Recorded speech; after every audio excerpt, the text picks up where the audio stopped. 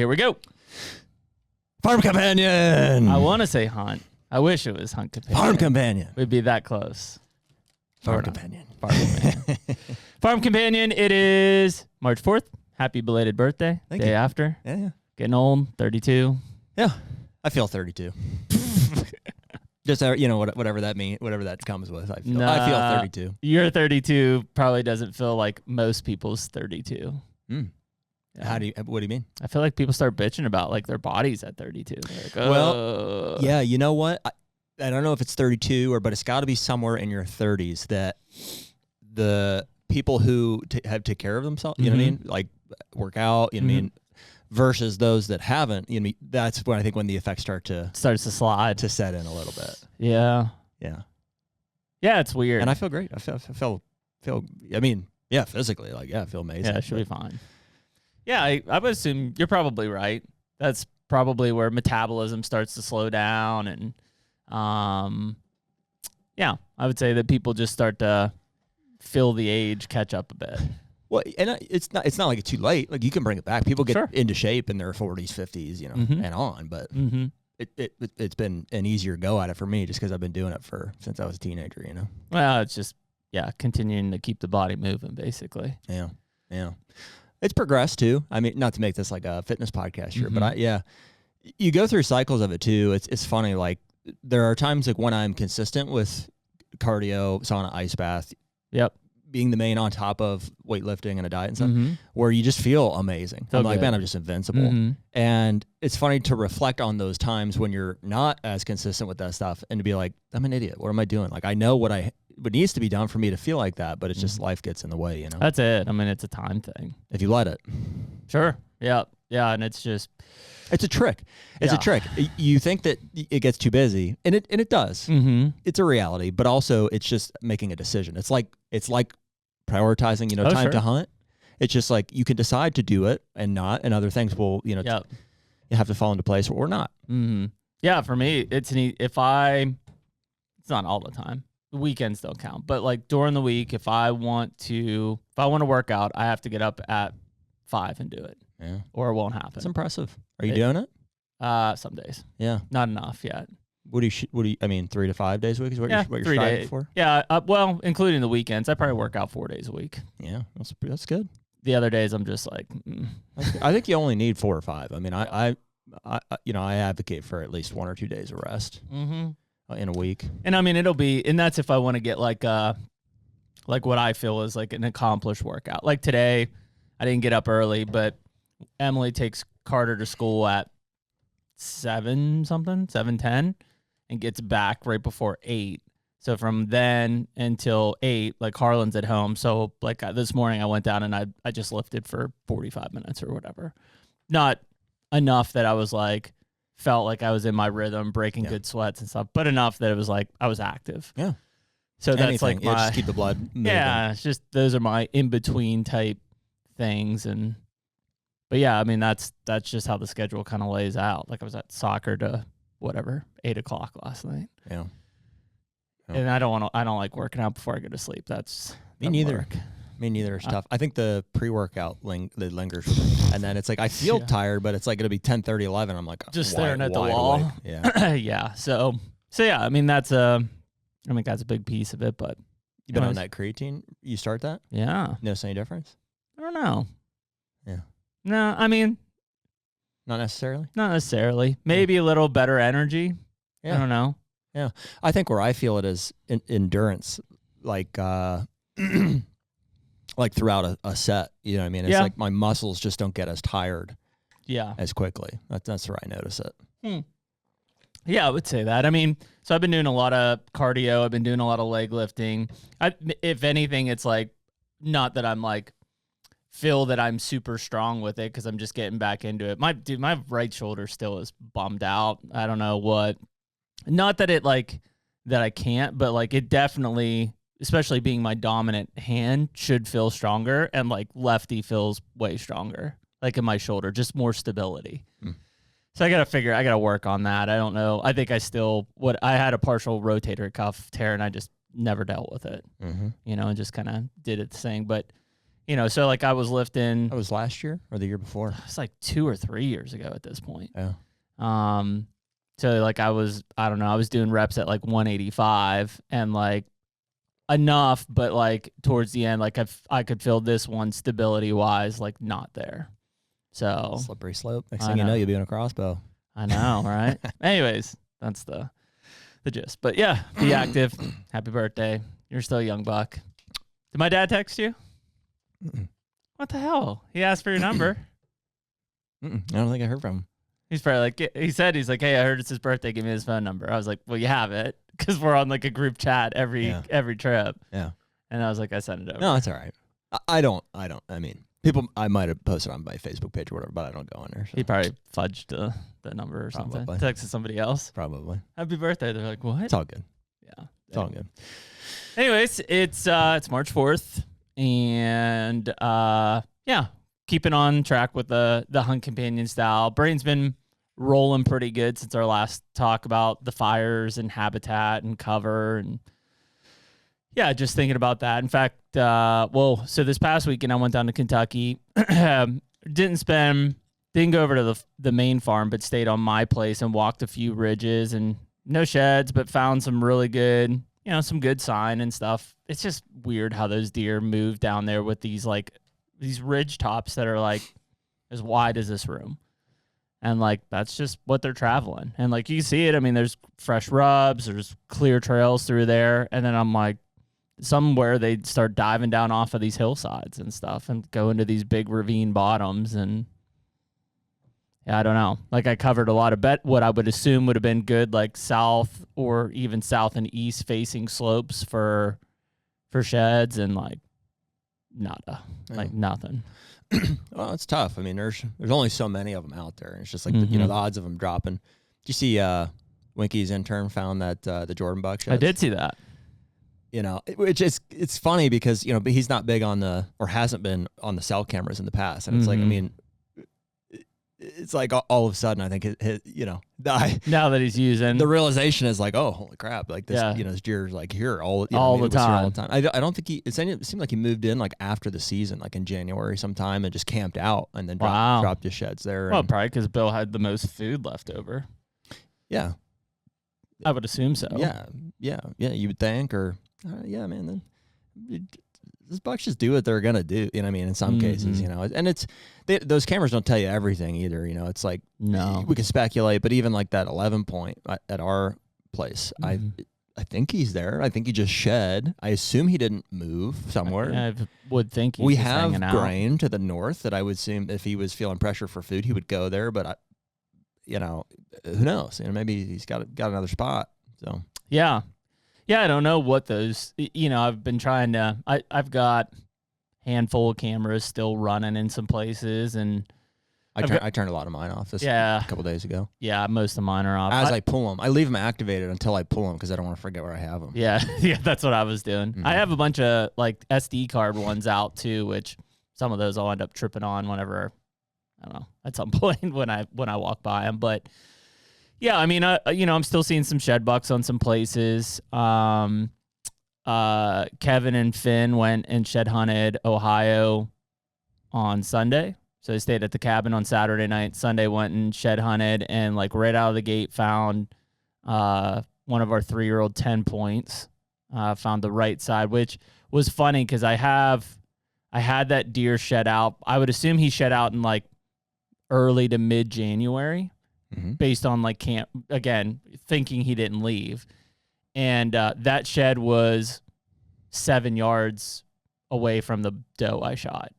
I bet that shed was laying there, and I didn't even, you know, it wasn't even on the brain, like, to look for sheds, I guess. Yeah. So when I went and, like, found my arrow, like, 7 yards away, it would have been where that was just laying in the brush pile. Funny.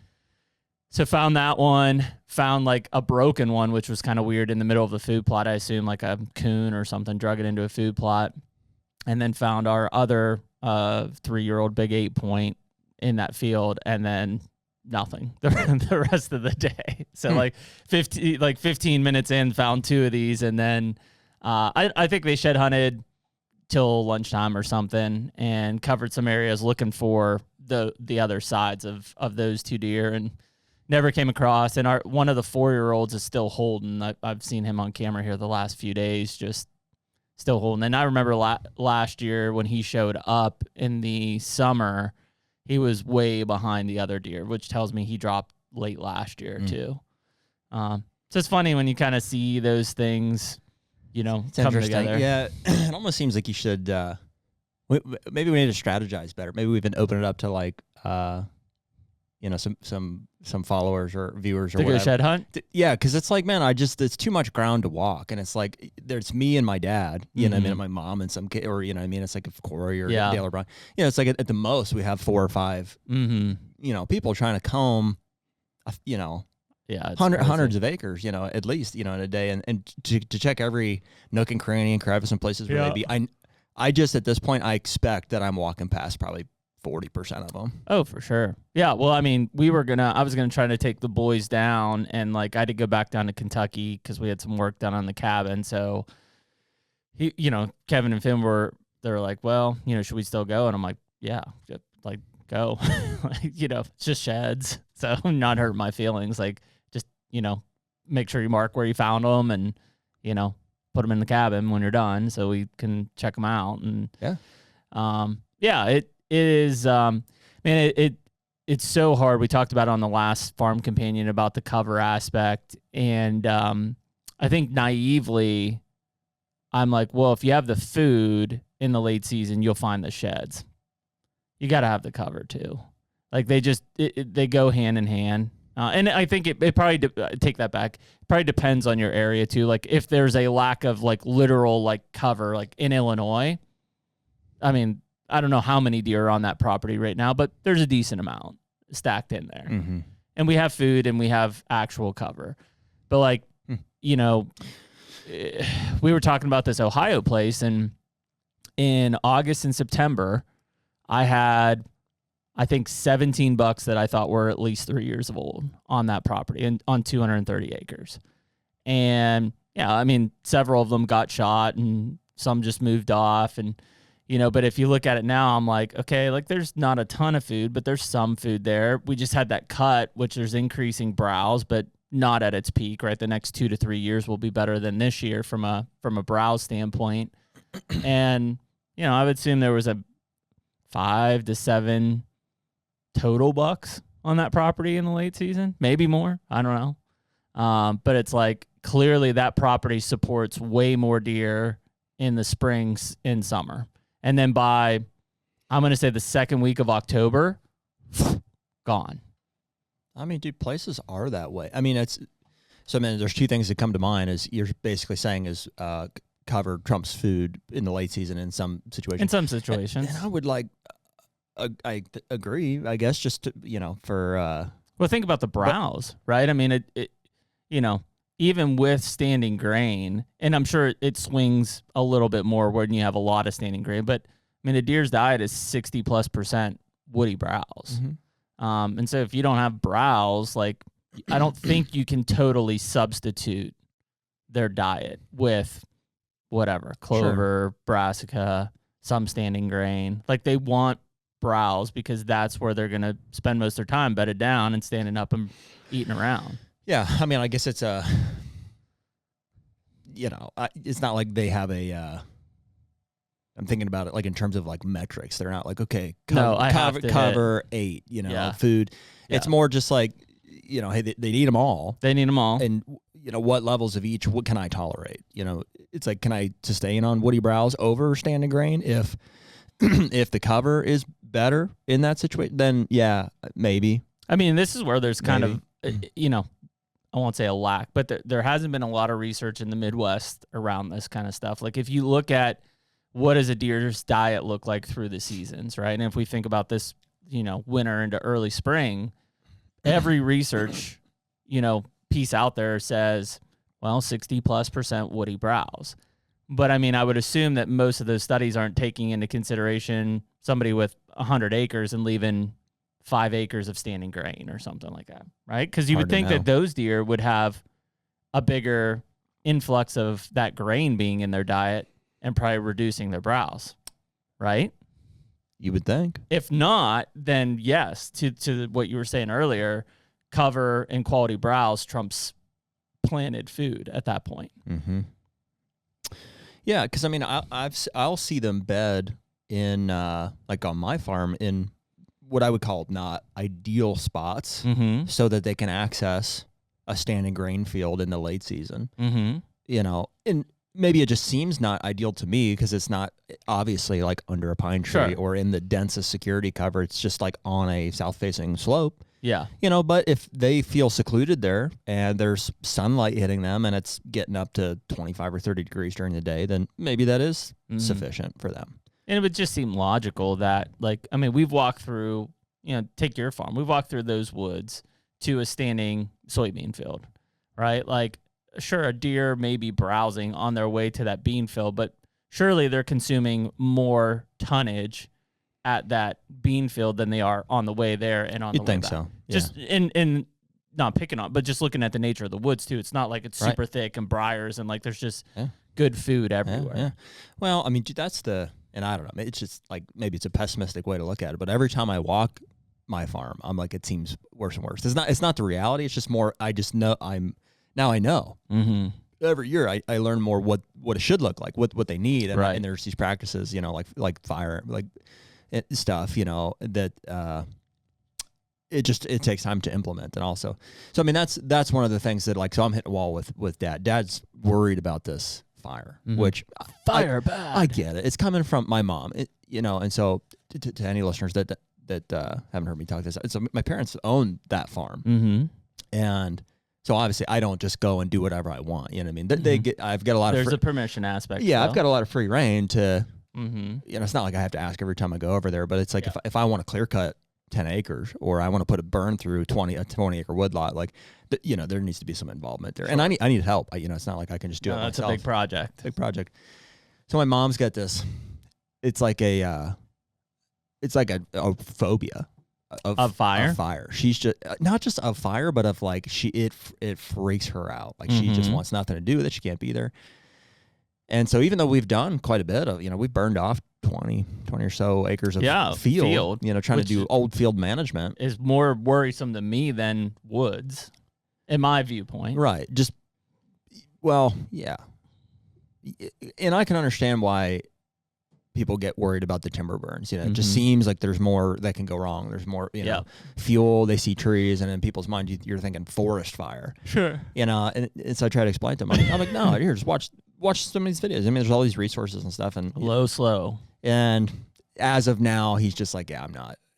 And I know how far to push and how far not to push. So I'm regrouping here a little bit. So I get it. For right now, maybe I say, okay, let's back off of that. But there's a section that's been clear cut previously that has been good bedding for the past couple of years that I think I can improve with just by implementing burning and frost seeding and switch to whatever's in there.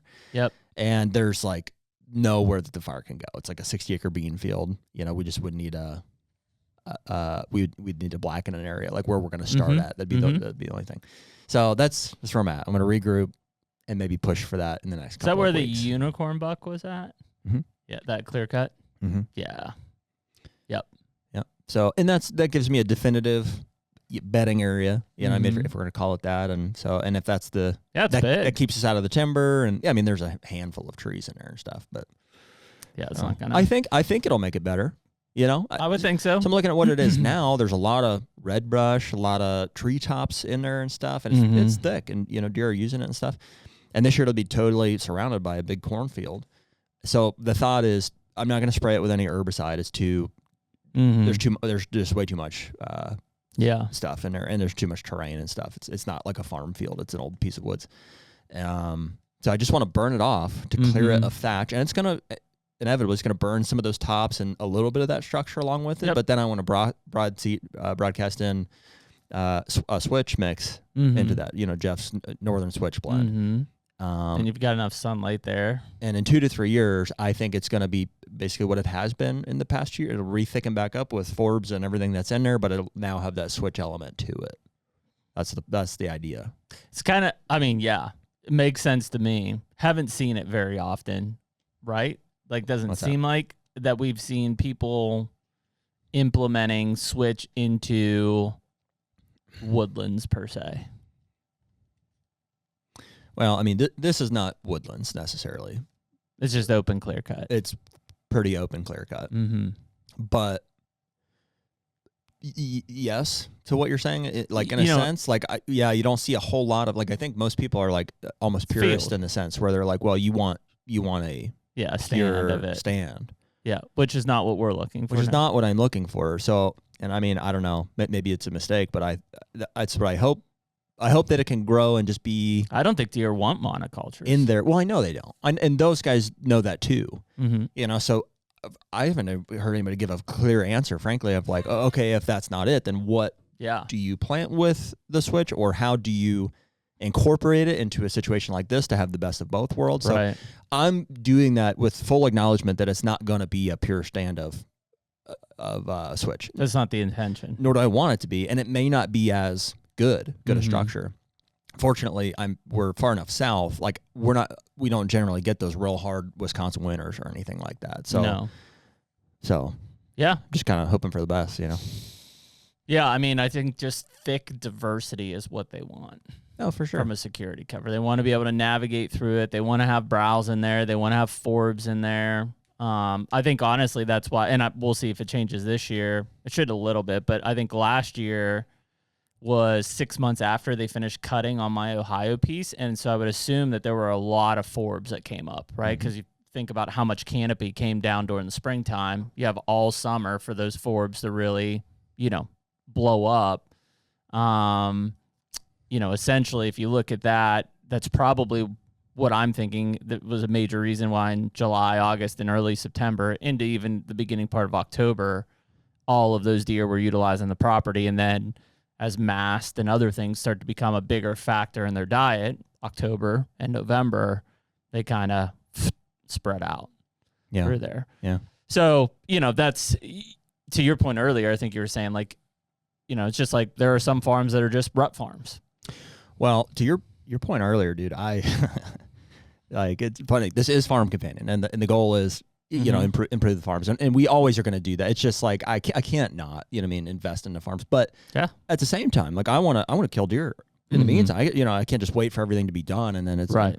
So I'm reflecting back on this summer, dude. I had some giants this past summer. I know, like 2 booners, I think, and another real nice mid-60s deer. Yep. That I didn't see any of them one time hardhorn. Wow. And they're not on farms that I can manage. Right. They're peripheral. Mm-hmm. But there's only so many places they can go. Mm-hmm. And I'm like, I monitored. I'm like, if they're here, I'm going to pick them up here at some point. Yep. And I never did. So, so truthfully, I'm, one of 2 ways to address that. One, it's Ohio. Bait the crap out of them starting August 1st, and just see. I don't know if that you tried with that one, and it still didn't. I don't know if it was too late, or because I don't think maybe I didn't start till mid-August. So and I don't know. Maybe it has no impact. Maybe the best bait pile in the world can't keep a deer like that there, but you got to try. I guess if you know that he's leaving, especially that one. This would be the 1, 2, 3. This would be the fourth year in a row. He'd be a 6-year-old, same spot, pushing 90s deer. I bet you this year if he's alive. I have no idea. Yeah. So one would be you bait and try to hold him till just the opener or whatever. Mm-hmm. So we very well might do that. Option 2 is you try to find him somewhere else. Mm-hmm.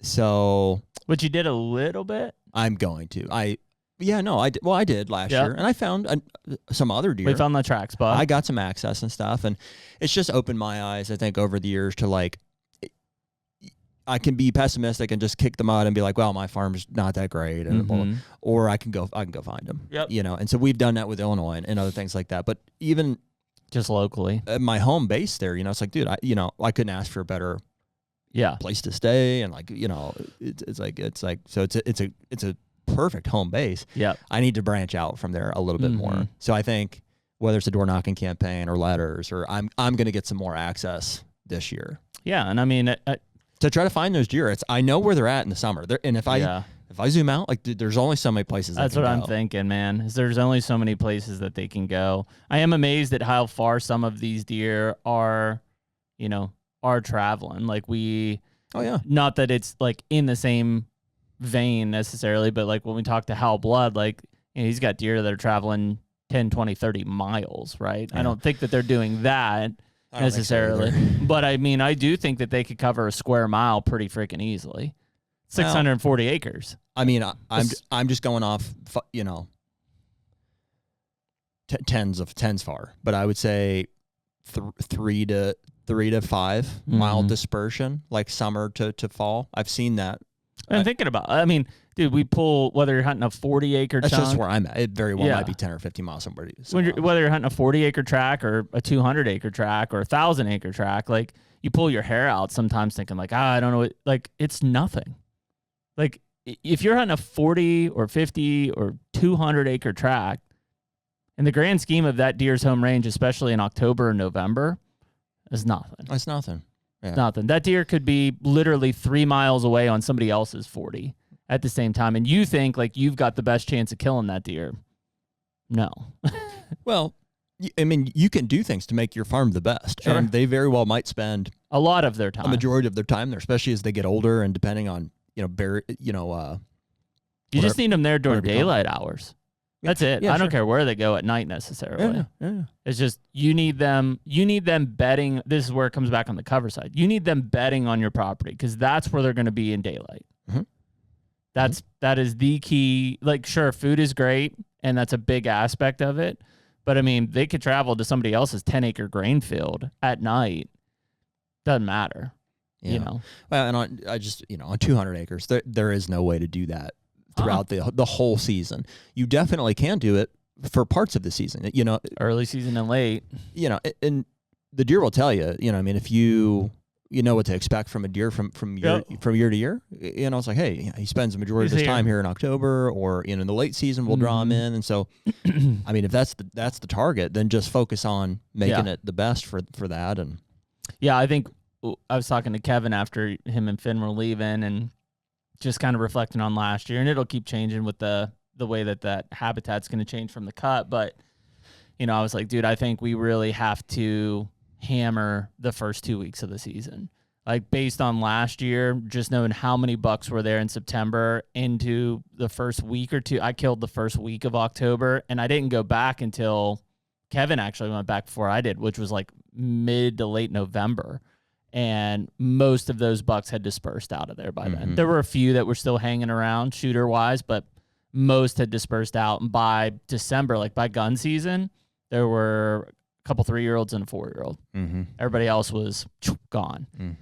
And so, the interest becomes, over the next 6 months, right, for this off-season time frame is like all of a sudden in July and August, do they start coming back? And it's like, okay, this is where they like to spend summer. This is because I don't have big crops anywhere around me. So it's not like they're married to a bean field or something. That doesn't exist.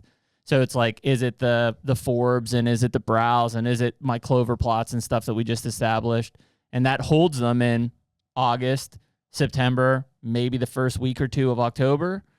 And like that just changes the strategy of how we hunt. Now, it doesn't mean that I'm not going to try to make it good to hold a couple shooters in November and December, but that just might be what the farm is conducive to, and you've got to embrace that. Yeah. No, I completely agree. That's kind of what I'm saying in the vein of, bait them early, I guess, if that's what you have to do there. My Kentucky place the same way. I mean, I had all of those bucks there in September. By the second week of October, most of them, except for the 6-year-old, were gone. Oh yeah, I mean, those 3 that I'm talking about, like, never to be seen again. Yeah. Good chance that they'll show back up this summer too. At least 2 of them. At least 2 of them. Yeah. Yeah. So I mean, it's just funny, man, because and I'm talking to people in the area, and like they're not seeing them either. So I'm just like, where they go? Yeah, it's kind of baffling. I mean, maybe they are traveling. I'm not talking to everybody. I mean, I think that's the misconception. It's like all we know is what we've seen, like our farms and stuff. And like the reality is there's a lot of good habitat out there that's like on properties that, there's people that don't let people hunt, and there's Yep. there's all kind of places where these deer can go. Yeah. You Well, I know? mean, that's what I'm saying is if you and live out a whole season never be seen. if you build out that 2 to 4 square mile area, and just look at that as like home range type areas, right? I'm looking in 5 or 10 from 5 for to me, 10 miles. Yeah, like in a radius. for me, not for the deer. Yeah, like yeah. for me to branch out from home base Yep. would be 5 to 10 miles. Yep, and you'll absolutely touch deer that you've never seen around your home farm, and maybe come across some of the ones that disperse out. Mm-hmm. Yeah, and I think if you're in big woods, like we're Ohio one kind of, but for sure like Kentucky, I don't freaking know, man. Like that same deer, I wouldn't be surprised if I found somebody someday 5 or 6 miles from me, and they're like, "Yeah, I've got this buck," and I'm like, "Yeah, he's on my place too." Mm-hmm. Just from the corridors and how they travel, and there's no reason for them to stop in between. Yeah. Well, let's rewind it here a little bit, and so I have made some progress as far as I got all of my brassica and clover plots frost seeded. Yep. This year. So with that permanent blend from Jeff. Yeah. Yep. Yeah. So what I did was all of my established clover plots, which look really good this past season, I put a half dose of a half rate basically of I just frost seeded them just because what I mean. It's like I don't think you go too heavy on the. I think those are the ones that we talk about. We'll just keep coming back throughout the year, and we're like, a little bit here, just keep just keep it touching them. I always keep some clover seed on Yeah. there. All of my plots that were brassica plots last year, they also have rye in them because I put rye in all of them. Is that popping still? Oh yeah. Yeah. So they're all going to need cut, April or May. Yep. But I frost-seed all of those with a full rate of clover. So essentially, I'm trying to establish clover in there. Mm-hmm. And so that's just really kind of a fail-safe. It's like you could say I'm wasting money on seed, but it's not that expensive.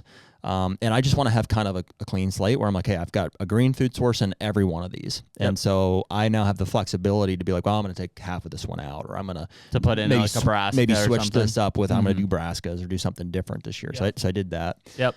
I also frost-seeded all the pockets of switch that I did last year. First of all, they look really good. Do they? Yeah. Okay. Almost all of them are 2 to 3 foot tall right now. Mm-hmm. Some, orchard grass, need a little bit foxtail, a little bit of competition there, but they look really good. Mm-hmm. I frost seeded them with another half dose of switch seed. So, and it's worth noting, I mean, I think even Jeff, but most switch companies call for like a really heavy rate, like 8 to 10 pounds per acre. Just per some other guys that we talk to and stuff, I'm doing 4 or 5 pounds per acre. I did that last year.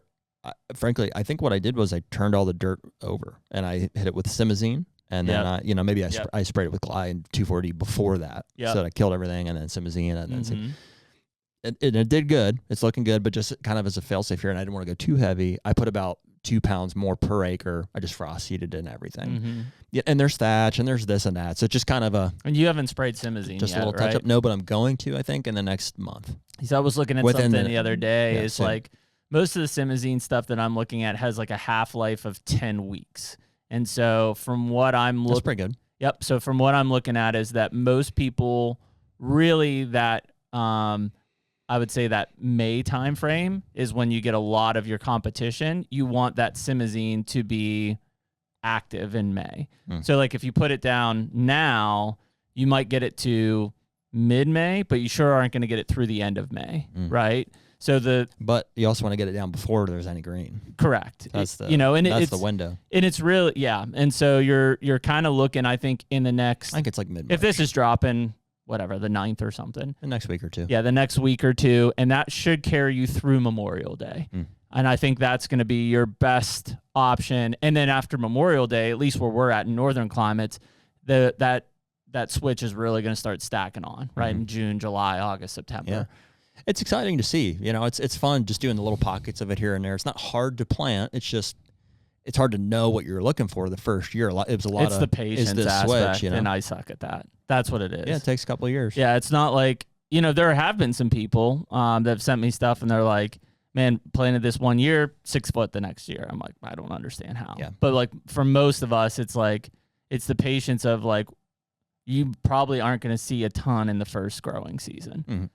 But the second and the third, that's when it really starts to earn its keep. So I think I need to do. I'm going to carve out some areas on the farms from a test standpoint of just like I'm going to commit this. Like I don't need it. I'm just going to commit this to switch and just see so that I can start identifying. I'm like, okay, this is what it does in year 1. This is what it does in year 2. Just do it. Just got to go for it. I have been thinking about breaking down some of these plots too, like some of these 2 to 4 acre plots, like carving them up into smaller chunks. Yeah. You know, just to try to have those deer work them a little bit more. I've done that.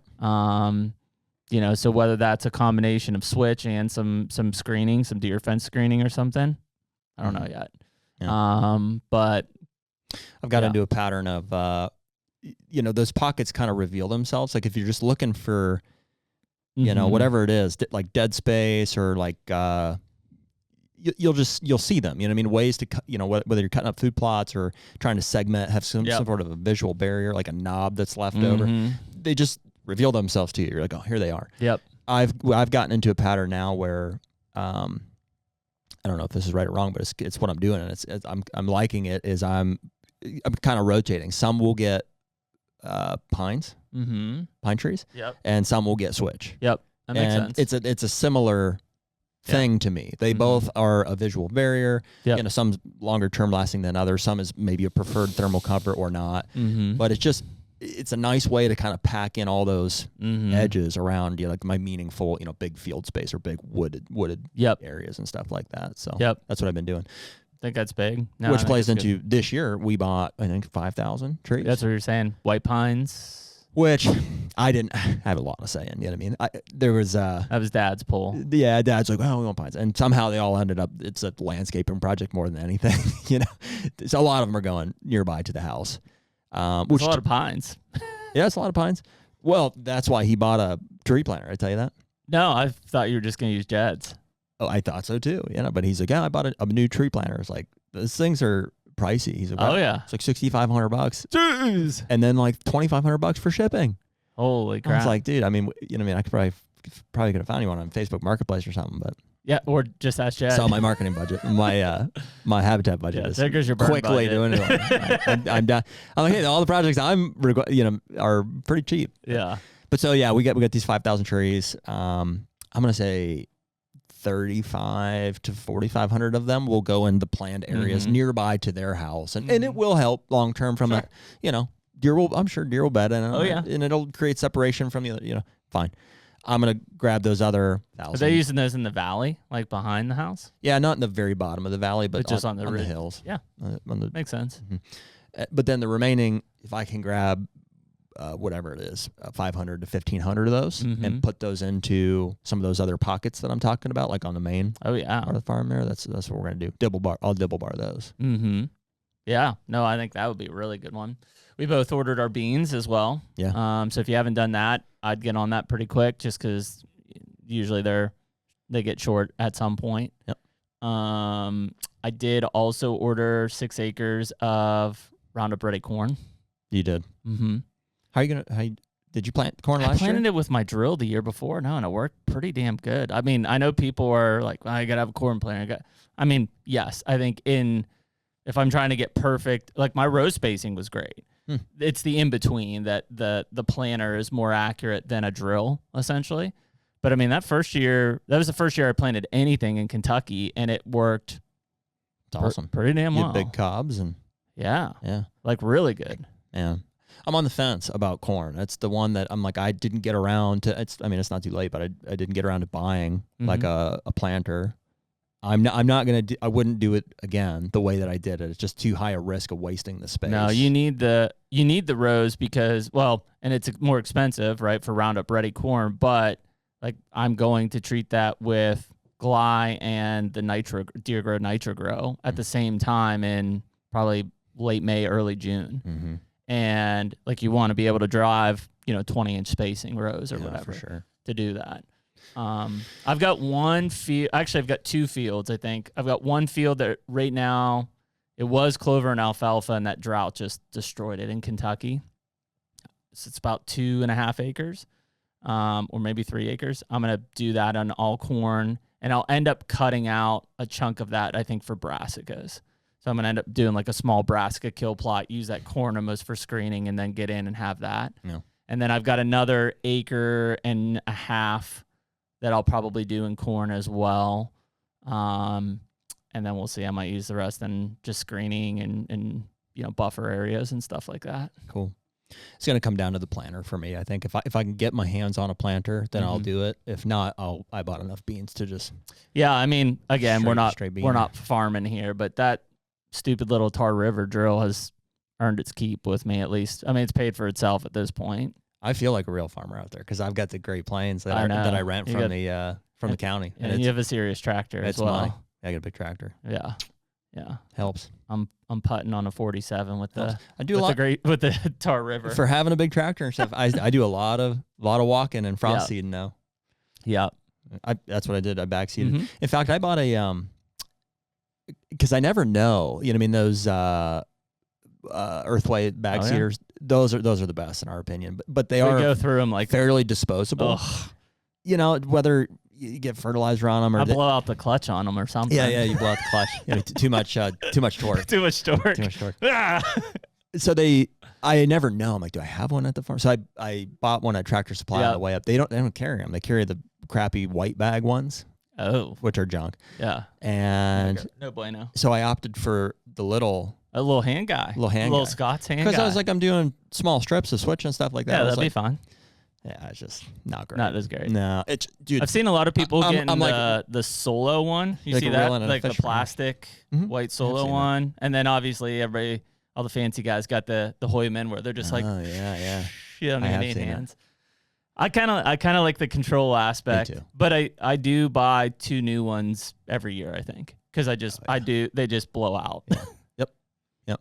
So, anyways, that worked for like the hyper control spots. I was like, all right, I'll just do this. But then for most of it, if you need to cover ground, I went in the big. I did get. Now I think about it, as I got on discount.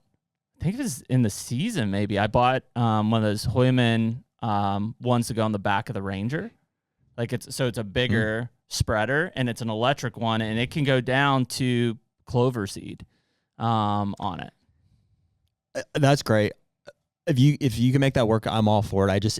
It freaks me out. Like when seed is that small, it's like I need to have my hand on it. Sure. Well, it's the feel of like I know how much is here. I see how much I'm covering. I know how much I'm walking. Yeah. It's an art. Yeah.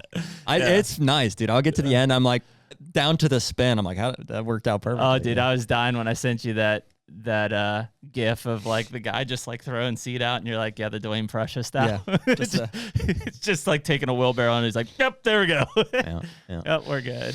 Yeah, so that's big. I mean, we're getting to that time frame. Obviously, it's mid-March. You're letting some green up happen, but getting any frost seeding in now's the time, right? And weather looks like pretty conducive for it in the next 2 weeks.